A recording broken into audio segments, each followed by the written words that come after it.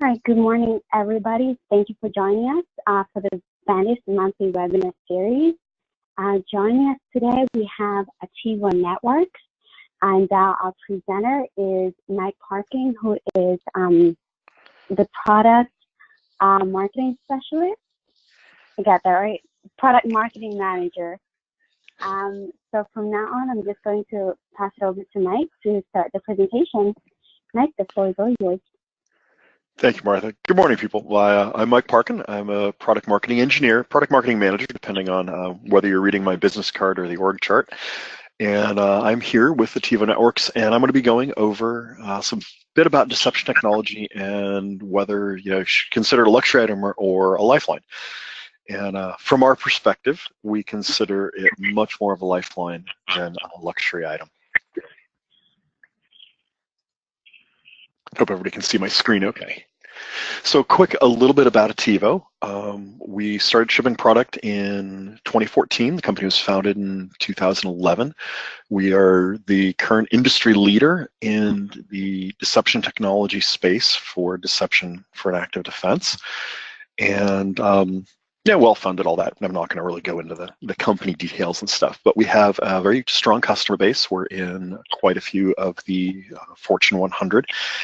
And have managed to earn the respect of the industry. We do some really good stuff out there.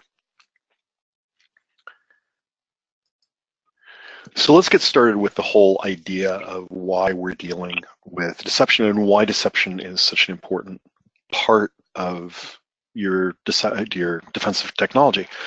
So modern attackers are changing. The threat landscape is changing, the attackers are changing. And they're always finding new ways to get in. They're always managing to get past the perimeter and get into your organization one way or another, whether it's a phishing an email, whether it's compromise at somebody's coffee shop and get compromised, a web drive-by, even something as simple as somebody left a thumb drive out and the thumb drive was infected with something. I'm a former penetration tester, and I've actually used that technique, and it's surprisingly effective. So deception is a new way to approach security, a new way to approach defending your networks. So post-incident response is really not sufficient anymore. You can't just wait for somebody to breach and see that they've been breached and then go and deal with it. You actually have to be really proactive, be prepared.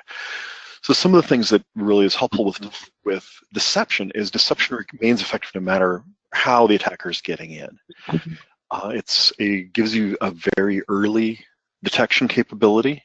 Generally they will trip over it very early in their attack cycle. It's something I'm going to go into a little bit later in the session.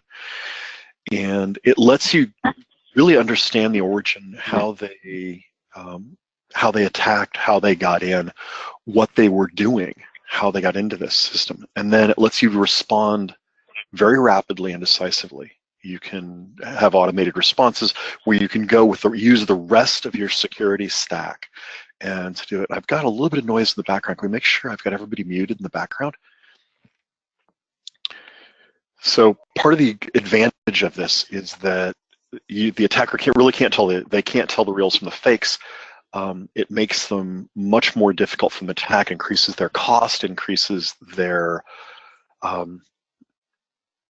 effort they need to go to, or it changes the economics of the attack. It makes it much more difficult for them.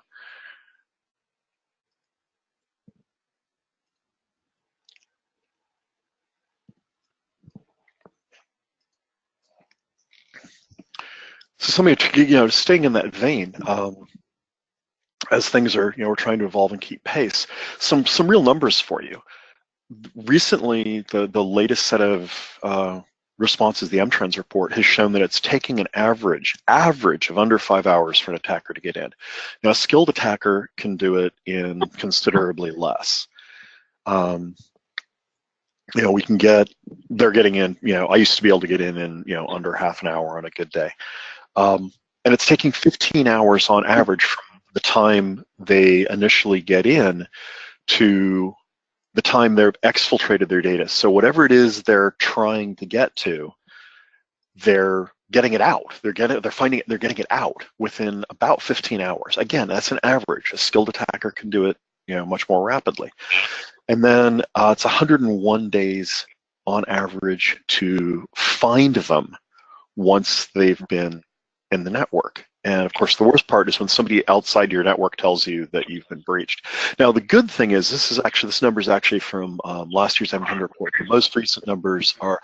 I've got some noise in the background. Can we get everybody muted, please? The latest numbers are down to 78 days. Thank you. Down to 78 days. So the good news is it's dropped by, almost 25 days. The bad news is it's still pushing 3 months, month and a half to 3 months. And that's really too long a time of dwell time for them to be in your network. Now, one of the things we're seeing is a lot of lateral movement. That initial breach where they breach a laptop or something like that isn't their endpoint. That's not where they're going. They want to get the data. They want to get something in your network. And it's taking them on average 4.5 hours to get out, with over 60% of the attacks are showing a lateral movement of some form. And then, of course, the attack surfaces are constantly changing. There's new ones. IoT is becoming a big thing. One of my personal favorites right now is if you've seen those Samsung refrigerators, the beautiful front panel and the touch screen that tells you when you need to buy groceries. They're great. The problem, of course, the challenge is, you've got one, it's in the break room and it's on the corporate network. So you've got a hackable device on the corporate network that nobody thinks about. Nobody thinks they're going to have to protect the refrigerator. So that's usually when we talk about deceptions. Some other people in the deception space, they'll talk the 101, Deception 101, and they usually are going to end here. I'm going to take this a little bit further. So going further, we have the ability to do forensics. So if the attacker gets into the network, they get into a decoy, we can actually see what they're doing. And that gives us some advantages. You can do root cause analysis. You can understand how they got in, what they were doing, what they were after. It lets you come up with a predictive defense. It lets you understand that here's the targets the outsiders think are interesting in my network. This is the part of the environment they care about. And now I can do predictive defenses that are going to help me stop them the next time they come back. And of course, the ability to be able to do a confident response. Your incident response team knows for sure, 0 false positives, what's going on, and they're actually able to respond to that. And deal with it in real time, with automation or with manual responses. So we're going to talk a little bit more about that later in the session. This is actually one of a great code. This is from one of our customers at Aflac. And this is the attackers only have to be right once, while security people have to be right all the time. Deception flips that paradigm. Now the criminals need to be right all the time too. And I think that's beautiful. Being a former attacker, being a pen tester, I could go generally just skim, as long as I was careful, went low and slow, stayed under the IDS, under the thresholds, I could go wherever I needed to go. It didn't really matter if I poked or prodded something. Generally, I wasn't going to run into anything. Deception flips that around. So if I'm stealing credentials off somebody's laptop to try to get into somebody's administrative server, try to get into AD, those credentials may not be what I think they are. What I see is not what I get.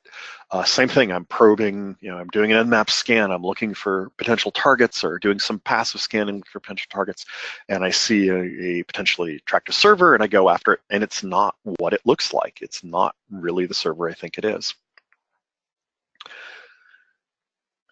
Something we've seen a lot of recently is the idea of a perimeterless security. And by that, we're not talking about removing, the firewall going away, the IDS going away. We're not talking about that at all. Those things are still going to stay in place.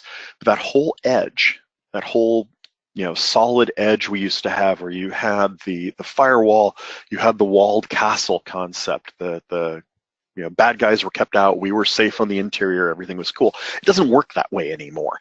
The borders have become very fuzzy. Things aren't air-gapped the way they used to be. So you've got people working from coffee shops. You've got people, I'm sure half of my audience has their work email on their phone right now. Cloud applications, cloud-hosted productive utilities. Yeah, your calendar is in the cloud, your email is in the cloud, all of these things are kept in the cloud. You've got IoT devices, you've got edge devices. Everybody needs to be connected all the time, and that means your edges are no longer the firm perimeter that they used to be. But the cool thing is deception still works even with this fuzzy edge, fuzzy boundary that we've kind of the world is moving to now. I hope everybody can hear me okay. So this is just a quick kind of an overview. I've got a little bit more later that I think presents it better, and I'll talk about it a little bit more. But the idea is that an attacker, they get into your network, and there are things in the network that are not real, right? Obviously you've got your real production systems, your real production assets, but we've got the decoys out there, you've got things on the endpoint that are fake, and all of these things are there to look inviting to an attacker. Attackers typically are going to go for the path of least resistance. They have an idea of what their target is. They may know their specific target, but they need to find a way to get to their target from wherever their entrance point was. And what will happen is they trip over one of the lures, and they fall into one of our traps. And the traps are heavily instrumented decoys, in which anything they touch, anything they do on it, we're able to identify, and we can now respond directly. We're able to generate deep reporting, and we're able to record everything they do on the decoy and all of their actions involving it in such a way that we can get really solid forensic information later that lets us work out how they're doing it, what they're trying to do, and where they're going. That said, I'm going to talk a little bit later in the presentation and go in a little more depth. Oops. So the deception architecture, the way this is working, you've got your real assets, which are your workstations, your laptops, your servers, your cloud stuff. All of these assets are the real assets that are in your network. And what we're doing is we're injecting credentials and lures. We're injecting false credentials onto the systems. It's an agentless thing. I may talk about it later.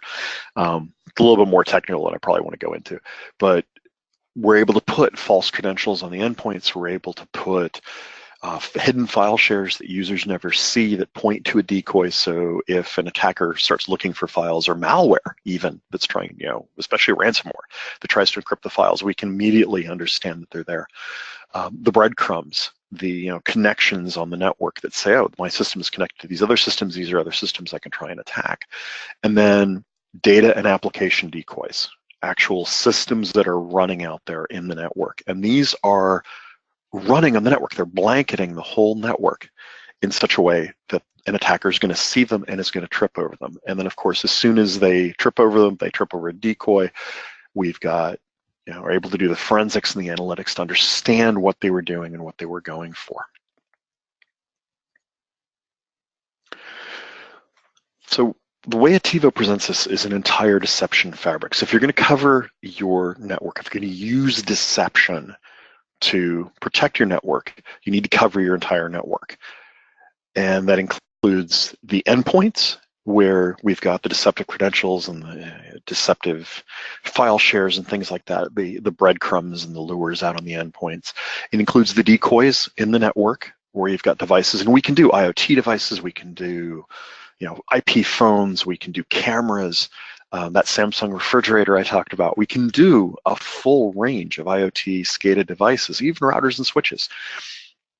You've got the server decoys, you've got workstation decoys, you've got things that look like real hosts that an attacker is going to look at and say, okay, here's my next springboard, I'm going to go here, and they're not. Now they're caught because what they were going for wasn't real. And then we cover the cloud. So whether it's an internal cloud where you've got a VMware environment or KVM or something running internally, you're running in the cloud, you're running AWS, Google Cloud, you're running Azure. We actually have the ability to plant decoys out there, including new serverless functions, the Lambda functions in AWS, containers, and can put deceptive cloud credentials. We can put deceptive credentials in the cloud. We can put deceptive credentials on the network that point to the cloud. And you'd think that covering something like this, that actually doing, deploying all of this would be difficult. And the way we've configured our system is such that it actually, you drop it in place and set it up, tell it to listen, set it up so it's getting the VLANs it needs to protect. And within a very short period of time, it will have identified what lives on what VLAN and come up with a set of suggestions that here is what I think you should put out on the network. And you'd think something like that is difficult, but it's not. It's actually very easy. And forgive me for the one cheesy slide in the deck, but it's true. When I first came aboard at Attivo, my first setup, the first time I was building one of these things, it took me a grand total of like 2 hours from start to finish to build the whole thing. So for a moment, let's talk about what an attacker is going to see. This isn't a typical attacker's view of the world when they're going to come in. So they break through the firewall, they start moving across the network, they get into a system, and now they can go, okay, my target is down here, my target is up there, and I can start working through the network. I don't really know if they're there. If they manage to carefully avoid the endpoint defenses, the IDS, they can do it. And I can state pretty unequivocally, there are ways out there to avoid IDS and avoid the endpoint detection stuff. But when you start throwing deception into the mix, the view changes. So they get that initial breach and they come in, and now what do they see? They see credentials that are fake, they see devices that are fake, and they start trying to maneuver across the network. And chances are very, very high they're never going to make it to their end target. And even if they do, which is possible, they're going to have tripped over something on the way. And that's the beauty of deception. It remains effective no matter what they're doing, no matter how they're going about doing it. And even as the attack surface changes and the attack techniques changes, deception remains an effective technique. There's something of a blind spot when you look at overall, you look at the defensive technologies overall. So the firewalls, you can slow down the attackers, but there's a range of things that network anomaly detection seems basically just reporting for the most part, EBA. Even active hunt teams will occasionally run into things that look suspicious and actually aren't. And deception is really the only technology that covers everything in such a way that it's effective and operationally efficient. Hunt teams are great. I've been on them. I actually started in security operations, and I've done that, and it's great. It's very effective, but it's also very energy intensive. You've got a crew, and they're working and they're looking at stuff, and that doesn't necessarily scale.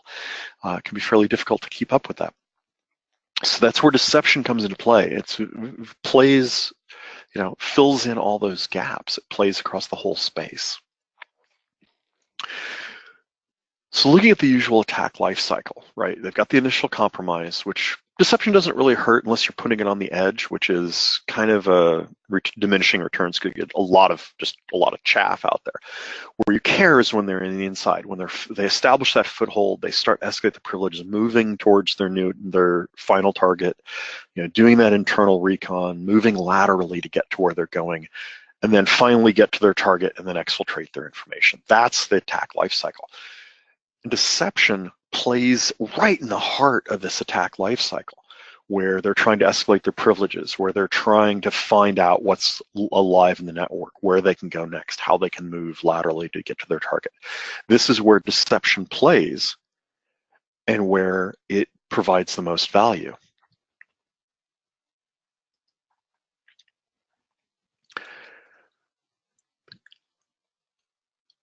Looking at this, you've got your classic idea of, why did you do that? I did not click on you.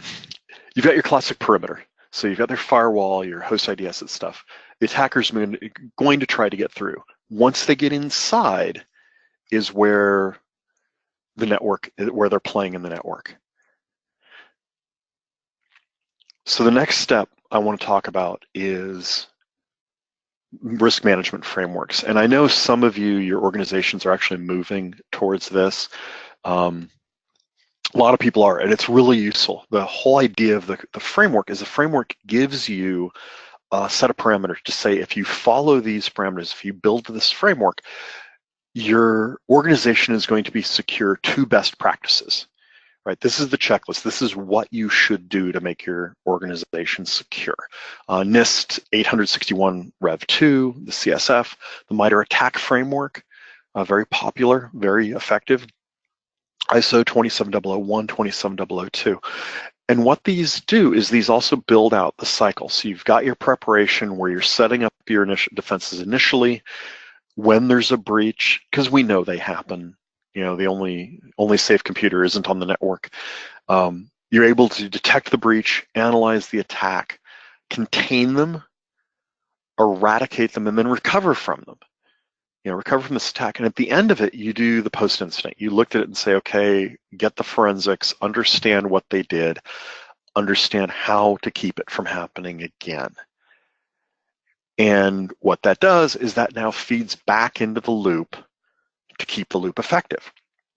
So you learn these, you get that learning out of the event, you feed the event back in, more of a predictive defense, and the attackers aren't necessarily able to do it the same way the next time. Hopefully, if you did what you should be doing out of, you know, post-event, you should prevent that same event from ever happening again. Risk mitigation, and this is more than just the nuts and bolts of how we work, how deception does what it does, but it's the concept that adding deception actually helps mitigate risk to the organization.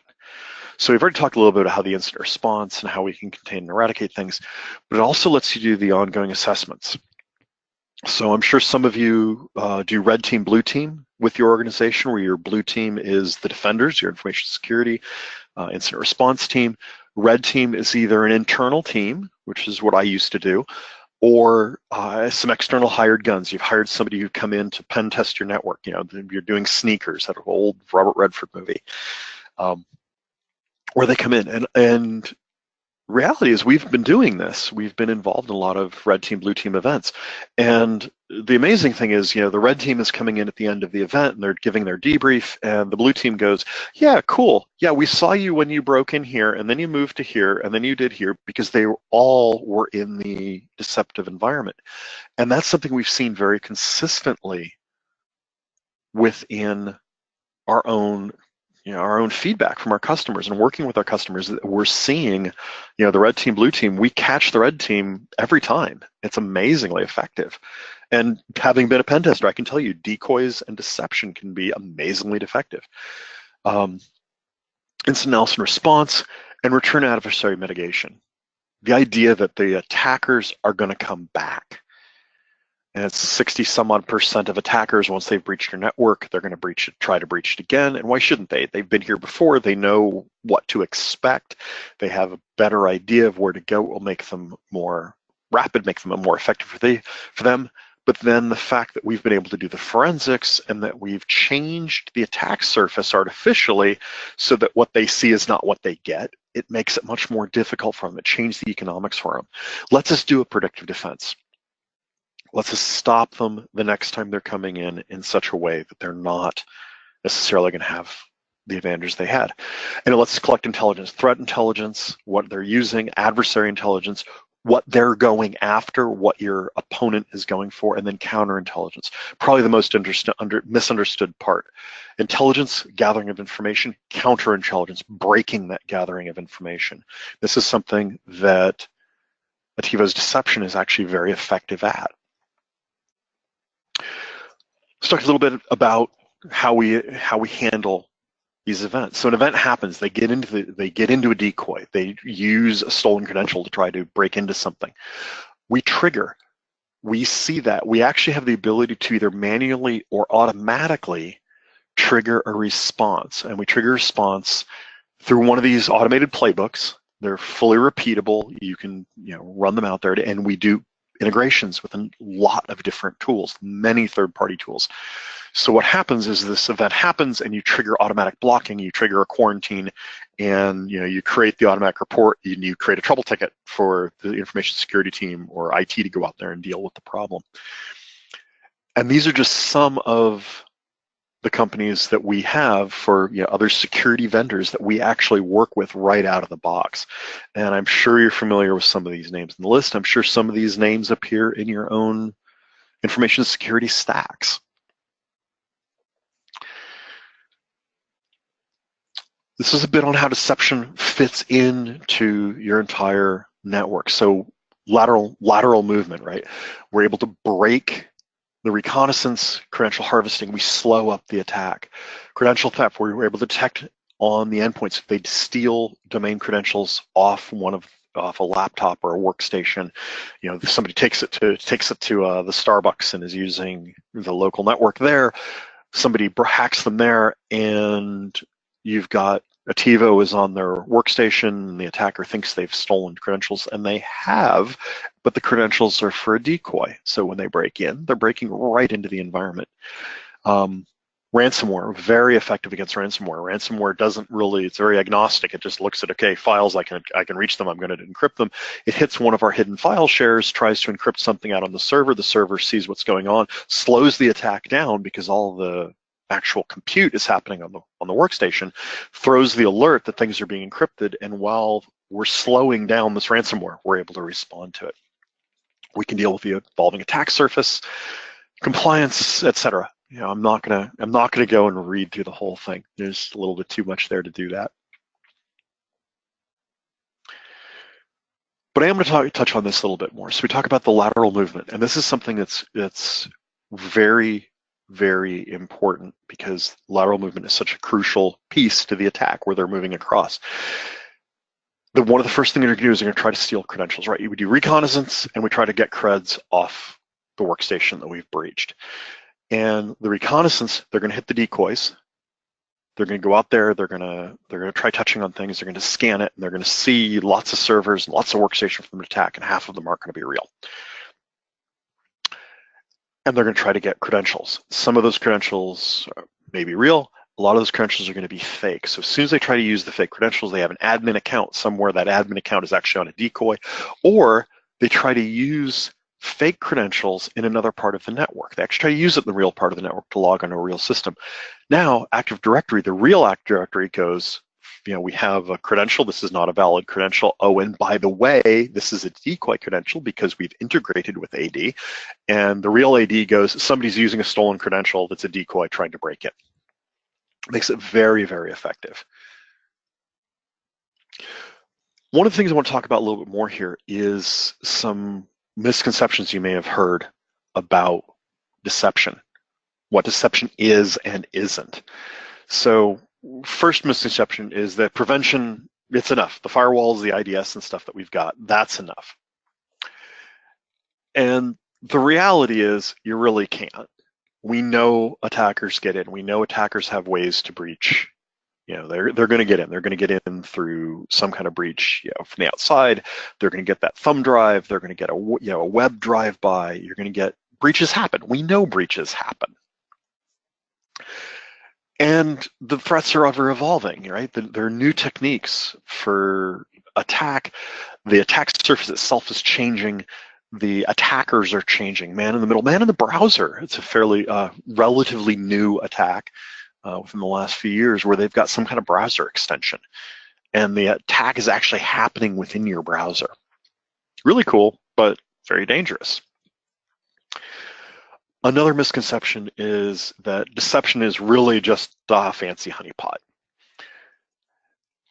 And that's not really true. If you think of the original honeypots as version 1.01 and the more advanced, you know, semi-automated ones is 1.5, maybe even version 2, we're up to 6.5 or 7 now conceptually.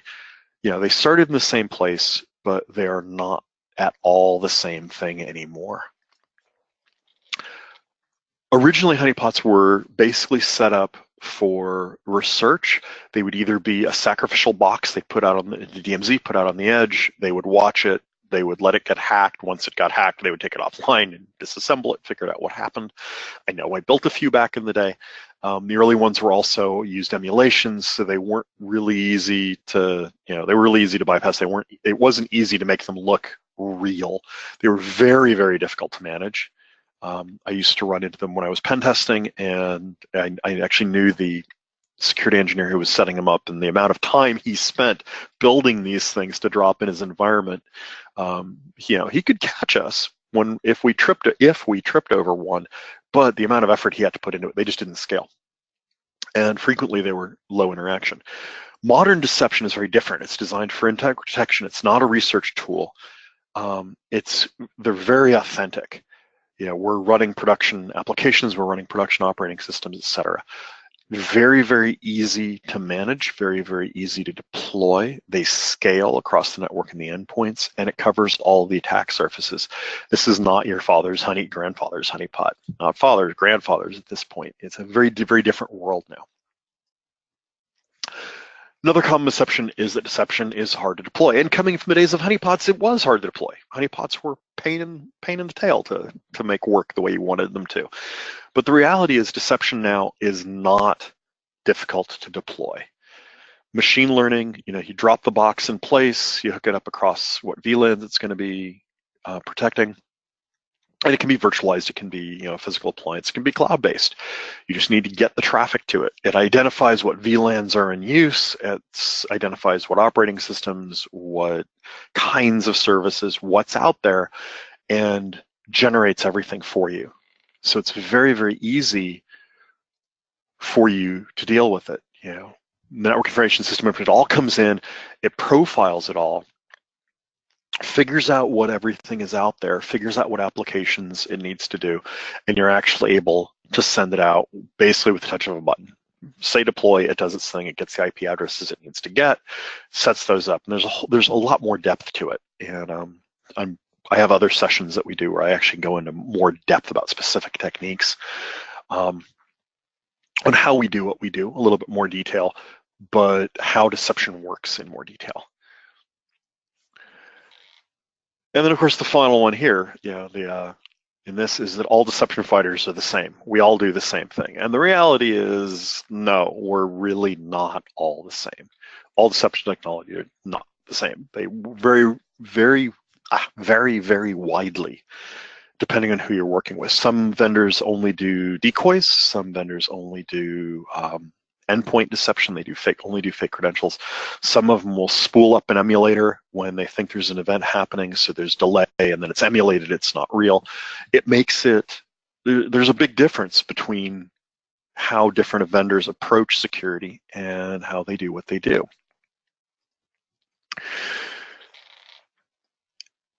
Looking at it from the perspective of, we're an enterprise grade deception platform. So we do the full depth. We do network, application, endpoint, data deception. It's very authentic. We're using real operating system, real apps, real services, highly interactive decoys because they're real. They're isolated, but they're real. And they can change dynamically as needed.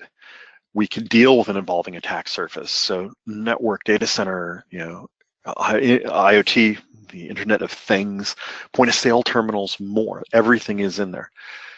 Very easy to make it deployed and operational. It's not an inline detection, and our endpoint stuff is agentless. And when I say agentless, so usually when you're thinking of an agent, you're thinking about it as something that's running all the time and always active and always doing its thing. And we don't do that. We put the stuff out there, and there's a listener that says, it's like, hey, do I need to update? And you reach out to the listener and say, hey, you need to update. That's it. It's not doing anything. It's not taking resources. So we got a full sandbox running, very simplified incident response, and then actually the ability to attack path, understand where the attacker's going across your network, what kind of pathways they're going to try to take, and display this to let you see how the attacker is going to move. When you're going through the process of trying to decide who to deploy, obviously us, but so here, what you want to look at, you want to be able to understand that it's early in network detection, right? You want to be able to cover attack vectors across an evolving attack surface. You want to be able to do attack forensic and analysis. That way you can do the protective defense when they come back. And you want to be able to do automatic incident response and be able to do the vulnerability, understand the vulnerabilities you have in your network so that you can actually do accelerated response to these things and do it on a continuous basis. So as the attack surfaces change, you can actually change and evolve with it.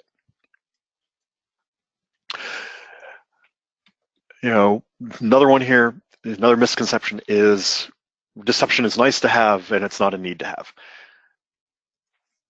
And from most perspective, that's really not true. Deception is, we've shown with, with our customers repeatedly, the deception is something that will close the gaps in your detection, in your defenses. There are gaps in the defenses. We know this, right? That's why breaches happen. But deception is kind of future-proof, and in that respect that it's able to change, and the fact that fakes are going to remain an inviting target, that the attackers are still going to be affected by deception, and it's a very effective tool. So moving down a little bit more, some of the use cases that we can see. We're dealing with a use case where they're looking for an inside threat. And I'm not going to spend a lot of time on these because there's kind of a wall of text. But the reality is that for the insider threat, the customer, you can actually monitor and understand if somebody's trying to move laterally from inside, if it's an actual user in your own space who's trying to do this. Another use case for this is mergers and acquisitions. You're coming in, you're trying to merge very disparate networks. They may have very different security models, levels of maturity. By dropping deception into the mix, you now have the ability for an existing attacker on either side is actually going to be tripping over, because now when these mergers get announced, both parties become much more of a target, and you've got attackers who may be in one network are now trying to probe the new network, vice versa, or attackers who are trying to come in from the outside that are trying to get into this newly merging entity, and they're trying to do it through the entire, use the cover of the entire merger process. Deception in that space is very valuable. We've actually had customers who've used it in that space and had very, very good results. Penetration testing, red team, blue team, I mentioned that before. Very effective. Every time we have been in a red team, blue team situation, blue team has caught the red team using deception to do it. Misconception number 6, the idea that deception doesn't work against real attackers. And as a former penetration tester, which I've mentioned I know a bunch of times, the reality is it does. It can be very, very effective, accurate, realistic, authentic deception. It looks like the real thing. I go after it because I think it's the real thing, and it's not the real thing, and I end up getting caught. Another great quote we've gotten from someone who was working with us. From an environment perspective, looking at it from the network and the Active Directory, everything looked legitimate. That's where most people are coming in from. It's likely they won't be able to decipher what is real and what is not. Like I couldn't. This is not my quote.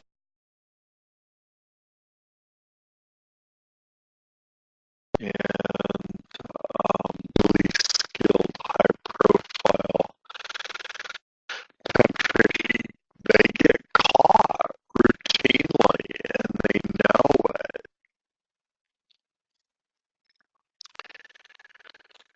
This is another,